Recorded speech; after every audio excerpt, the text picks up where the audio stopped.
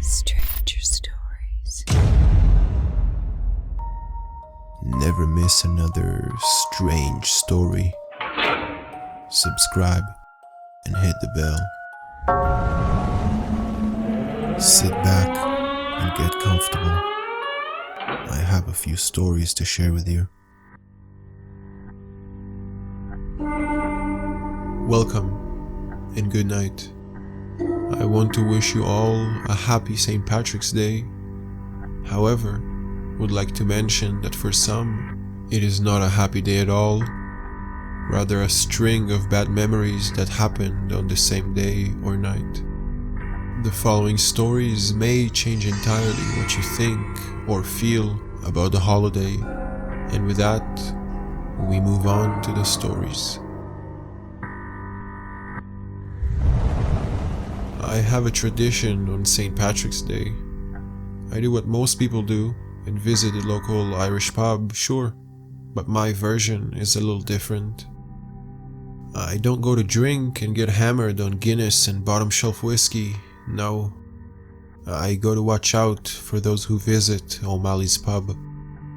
Terence O'Malley has owned that beaten down bar on 5th Street for as long as anyone can remember. He's not an old man though, not by any means. It is more that the rundown building and dust-coated interior seem like it has been around for eons. O'Malley's Pub is the kind of place that you mostly forget about until someone brings it up. Then you seem to know everything about it. I've had a lot of blurry, formative memories at O'Malley's. It's the kind of place that when you walk in, you get the sense that you shouldn't be there. O'Malley's is dark and unwelcoming, with usually just Terence himself working behind the bar. If you happen to see another customer, it's one of the local bums nursing a beer and crying about his lot of life. Not that Terence gives a shit about anyone's problems. That perception of O'Malley's changed for everyone come St. Patrick's Day. It makes sense. Ours is not a big town, and when you're the only Irish pub in town, well, people are going to remember you, and they're going to flood in. That bothers Terence. You see, even though his family has lived in the States for 3 generations now, he considers himself Irish first and foremost. It's his whole identity.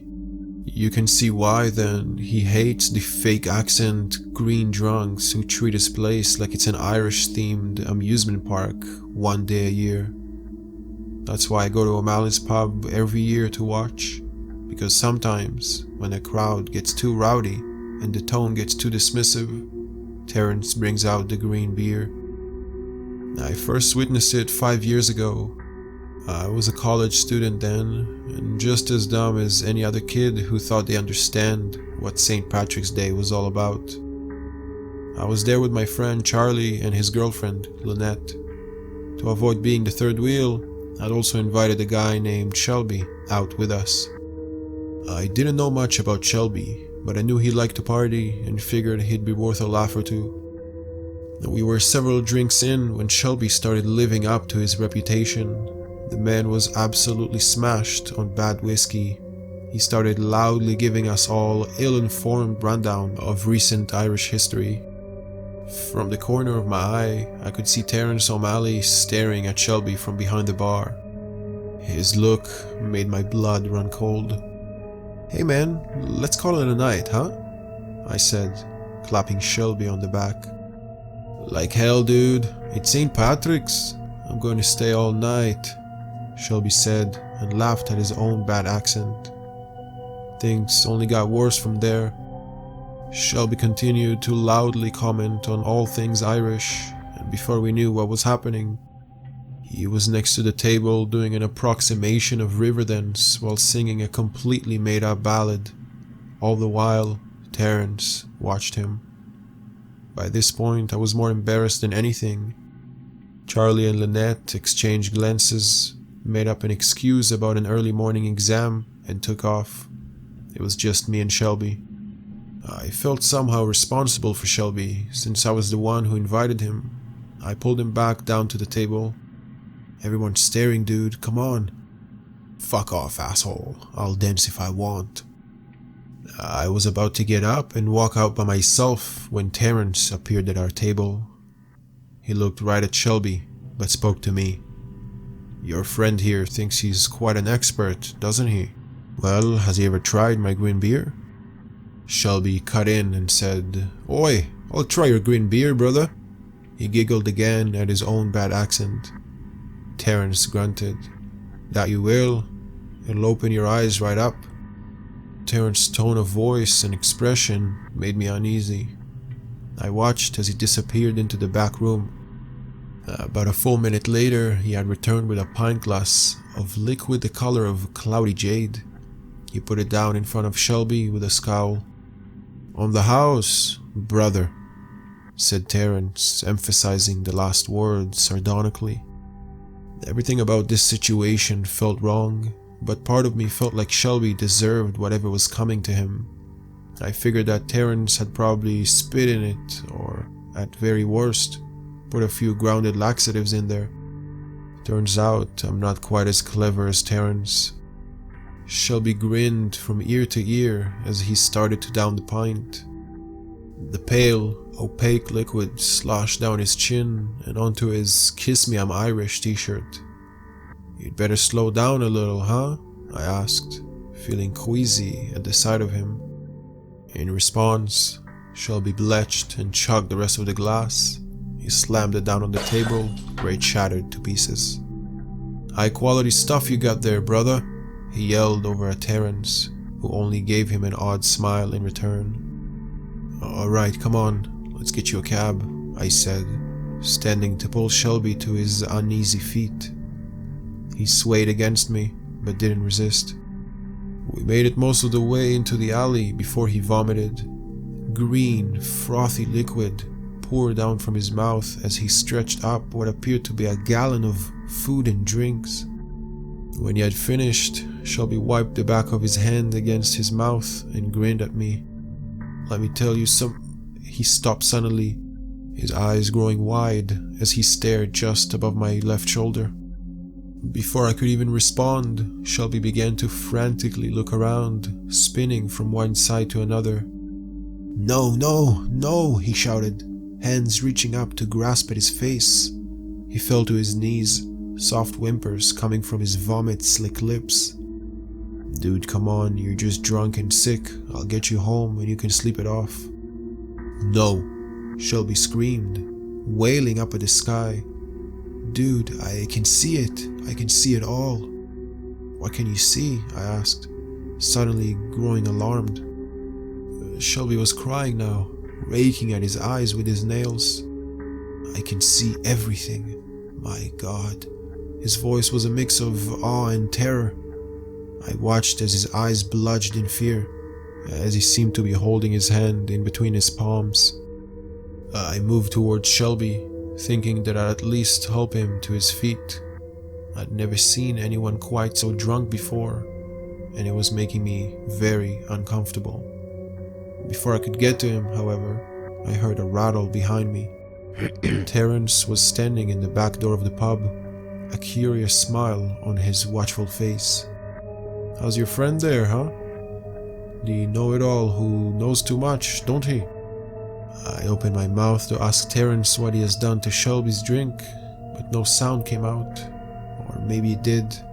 I can't really remember. What I do remember, however, is that as I was looking at Terrence, I heard a sickening pop. Another one soon followed, accompanied by the most feral scream I had ever heard. I'll never forget either of those sounds. I turned back to Shelby and felt my knees give away. He had fallen to the ground. Blood streamed from where his eyes had been, while his bloody stained thumbs grasping and twitching at nothing. His eyes just hung there, swaying with the convulsion of his body. How was the green beer, brother? Terrence asked, shaking his head and smiling. He looked at the blood pooling underneath Shelby for another minute before walking back inside OMalleys Pub. Shelby's doctor said that there had been nothing wrong with his eyes. Physiologically, they were fine, I mean, they weren't in his head anymore, but all the systems were good. He just had some sort of a psychotic episode, they said. Some sort of a hallucinogenic coupled with the urge to self-harm. It was unfortunate, but not unheard of. Probably the results of alcohol poisoning and some pre-existing undiagnosed mental illness. I didn't buy it. I went to visit Shelby in the hospital shortly after it happened. He was lying in bed, gauze wrapped around his eyes. I could just make out the dark indent in each socket through the translucent white fabric, and it made me go pale. I was happy that Shelby couldn't see my reaction. "How are you doing?" I asked. Shelby faced away from me and was quiet for a long time before finally speaking. "You were there, dude. You know what happened." "Maybe. I don't know. Both of us were pretty drunk, actually." I saw it all, man. Life, what's underneath everything, just below the surface, the surging infinite darkness, the insignificance, the nothing, and the everything. "Yeah," I said, as I couldn't think of a better response than that. "And you know what's the worst part of it, dude?" "What is it?" I asked. "I can still see it all, even with my eyes gone. I can see it all the time." He then turned to me and gave me what I supposed to be a rueful stare. I shattered. I talked to the doctor before I left to find out what would happen to Shelby. The doctor couldn't tell me. He'd never seen anything quite like it before. The blindness he could learn to deal with, the doctor said, but the hallucinations and delusions were proving to be resistant to treatment. As far as I know, Shelby has been in a residential treatment facility for these past 5 years. I imagine he'll be there until he dies. After what happened to Shelby, I've made it my mission to keep an eye out for anyone who's been given the green beer at O'Malley's. Terrence doesn't like it, but he doesn't say anything about it. In fact, since the incident with Shelby, I've never spoken to him about it at all. He just watches me and glares. He knows I won't be around forever, but there'll always be a never-ending stream of idiots who show up to this bar on St. Patrick's Day. It might make him mad, but no one deserves what happened to Shelby, obnoxious drunk or not. That's why I go to OMalleys Pub every year. I watch and wait, and give the warning to those who are offered Terrence O'Malley's green beer. I always give them the same advice I'll give you right now. Don't be an asshole on St. Patrick's Day, but if you must, for the love of God, do not drink the green beer.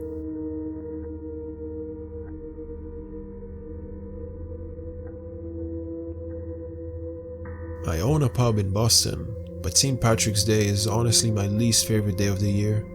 Sure, it's great for business, but I just can't stand all the drunken assholes draped in green, swinging Guinnesses, filling the jukebox with Dropkick Murphy songs, and loudly proclaiming their Irish ancestry to anyone who is willing to listen.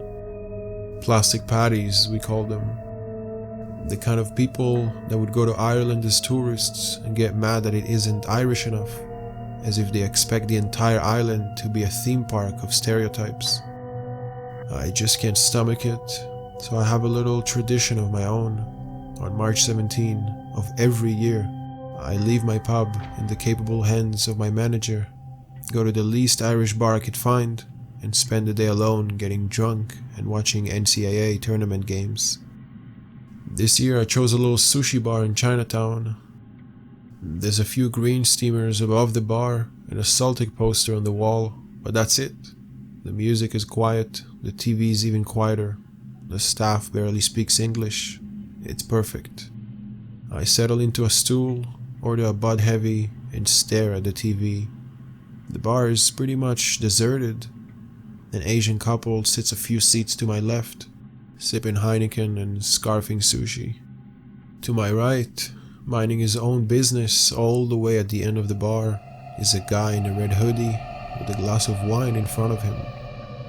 It was an idyllic setting to pass the time on my most hated holiday. But my peace doesn't last long. About a half hour in, the door to the bar bursts open and a parade of 20-something women stream in. They're all decked out in matching green "Kiss Me, I'm Irish" t-shirts, covered in green beads, and wearing these headbands that look like alien antennas with shamrock on the end of the springs. Oh, for fuck's sakes, I hear the man in the corner groan. "Oh my god, sushi and shots," one of them yells, and they all start shrieking. The room breaks into chaos as 15 women simultaneously try to explain how to make an Irish car bomb to a bartender who barely speaks English. And then the selfies started. They were completely oblivious to anyone else in the restaurant. I watch the Asian couple to my left pay their bill and flee, and I'm ready to do the same, except I've just ordered a new beer and I don't want to waste it. One of the girls slams into the back of my chair as I'm trying to chug it down, and I spill it all over my shirt. No one apologized or even acknowledges me. I pick up my beer and retreat to the corner, plopping down next to the man in the red hoodie. "Quite a crowd," I say to him. He scoffs. "Bunch of manufactured mix. These tards couldn't find Ireland on the map if their lives depended on it," he speaks with a slight brogue. "Are you Irish then?" "Aye, I suppose you might say." "You don't have much of an accent." He takes a sip of his wine. "Been here for a long time, long enough to lose most of it anyways." On the other side of the bar, one of the girls, now quite drunk, yells at the bartender to turn off the music. She plays "Kiss Me, I'm Shit-Faced" at full volume from her phone speakers, and they try to sing along. None of them know the words. Oh, that shite's terrible. No Irishman would listen to that. Plain awful, that is. "I'm with you," I said. "Came here for some peace and quiet, but it seems the green terror follows me everywhere I go." "Man after me own heart, Slanty," he says, and we clink glasses. "Think these young ones don't realize is in Ireland, St. Patrick's Day is a solemn and religious holiday, lacking in all this debauchery, or at least it used to be. I hear they ham it up now to keep the tourists happy." "They've Americanized an Irish holiday in Ireland. Ironic, no?" I nod. "Not that I go in fair any of it," he says. "It's all a bunch of horseshit. Saint Patrick. He wasn't even Irish. He was a bloody Roman citizen from the province of Britannia." "Don't like the Catholic then?" "Are you Protestant? Is that why you're not wearing any green?" He spits on the floor. "You're colorblind, mate. Does my shirt look orange? Catholic, Protestant, they're all a bunch of cunts. I follow the old ways." "Sorry, I meant no offense. Let me buy you a drink," I say. He nods. I wave over the bartender. "2 more, please." "2?" he says. "Yeah, 2. A bud for me and a one for my friend here." "Okay," he says back in a weird tone I didn't get at first. I turn back to my new friend in the red hoodie and extend my hand. "The name's Sean," I say. He shakes it. "I'm Olta." "That must be an Irish name," I say. He laughs. "It's a Gaelic word, aye. Watch this though." He nods to a young woman down the bar. She hosts a giant mug of Guinness, and just as the glass reaches her sips, a leak springs in the side, pouring a fountain of the black stuff straight down her blouse. She screams, slaps down her cup, and starts yelling at the bartender. Olta and I have a good laugh. "How did you know that was going to happen?" I ask. "Because I caused it," he snickers. That doesn't make much sense, since he hasn't moved from his stool, but I let it go. "So what do you do for a living, Sean?" he asks me. "I own a bar, an Irish pub actually. So this right here," I wave my hand at the chaotic scene around us, "is my life 364 days a year. I've made it a personal tradition to escape on St. Patrick's Day and find a quiet bar to drink and watch the basketball games. No joy this year, eh? It's pretty tough to get away from it in this city. Suddenly, there's a gleam in his eyes. Watch this, he says. He nods at another drunken young woman. She then leans back on her stool and the whole thing falls apart. She stumbles to the ground, screaming. Her friends flock around her like geese and help her from the pile of broken stool and spilled Guinness. They started yelling at the bartender again, asking him what the hell kind of place he was running. Oita and I are cracking up at this point. Well, this is proving far more entertaining than I expected. How about another round? I ask. Aye, I'll get this one. He pulls a small red purse from his red hoodie. It looks like an old antique of some sort. From it, he pulls a large silver coin, which he slaps down on the bar.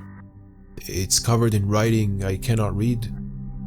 I don't think they accept this here, I say. No? He waves his hand over the coin, and now it's a $50 bill. He slides it over to me. You're just full of tricks, aren't you? I say back. You have no idea, he says, smiling. Another round, and now put some shots of Bushmill and tell him that he can keep the change. I order. The bartender seemed confused, but his apprehension disappearing when I tell him that the leftover cash is his. And there's the flicker, says Olta. His hand is on the bar. He lifts it to reveal a silver coin, still there under his palm. He flips it into his hand and catches it in his purse, which he slides back into his hoodie pocket. How the hell did you do that? Easy, he says. I'm a chloricon. I laugh and decided to humor him. The Irish are known for their wit. What is that, like a leprechaun? I ask.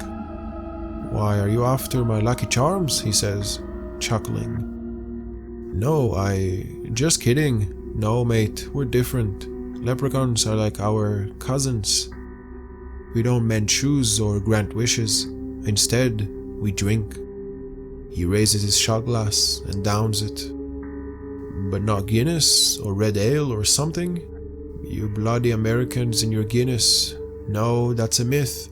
Ale is for peasants. You leave a pitcher of ale out for me, and you'll find all sort of things start to go wrong in your pub. We drink wine, have been for thousands of years.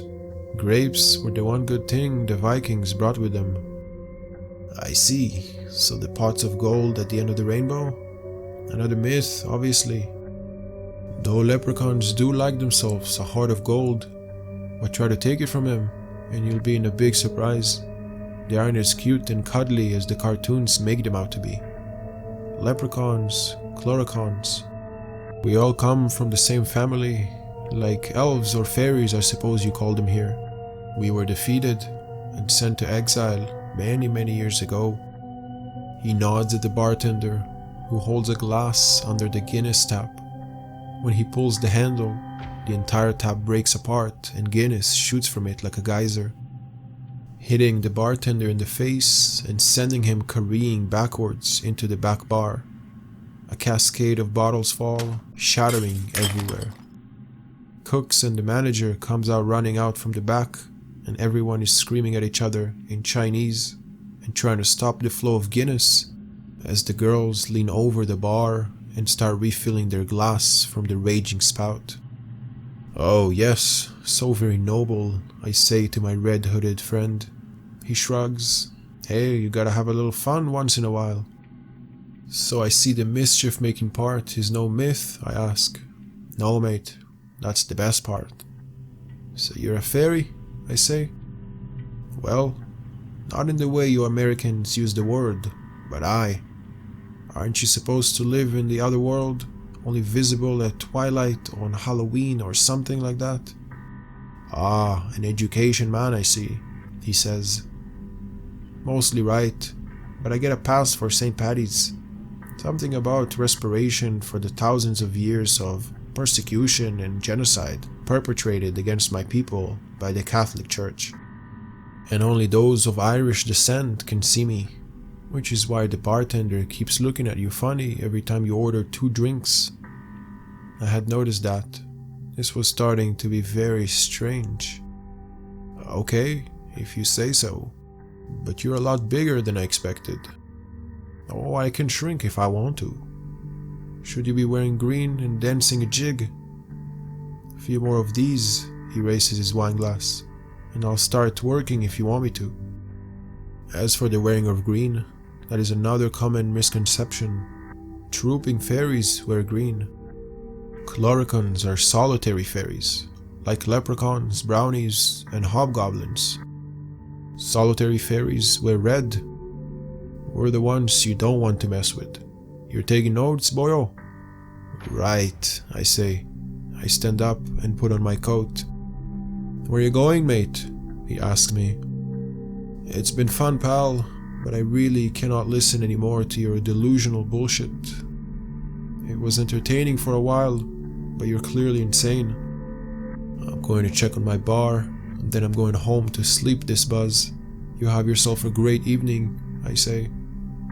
Well, great, let's go, he says and stands up from his stool. He's gotta be around 4'11" at the very most. Where do you think you're going? I ask him. I'm coming with you, of course. Oh, no you're not, I chuckle. I most certainly am. You seem like a good bloke, and you've got a pub. Sound like I found a new home. Make sure you leave a little bottle of red wine uncorked for me every night, and no cheap shite. I'm talking top shelf. And I'll take my dinner at 8 PM, sharp like.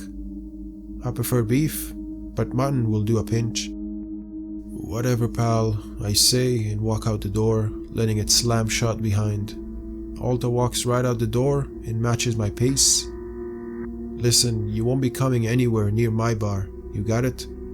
Oh yeah? He says, smiling. Just try and stop me. I'm going to allow you to complete the ending to this story yourself, and ask yourself where you believe Alta lives today.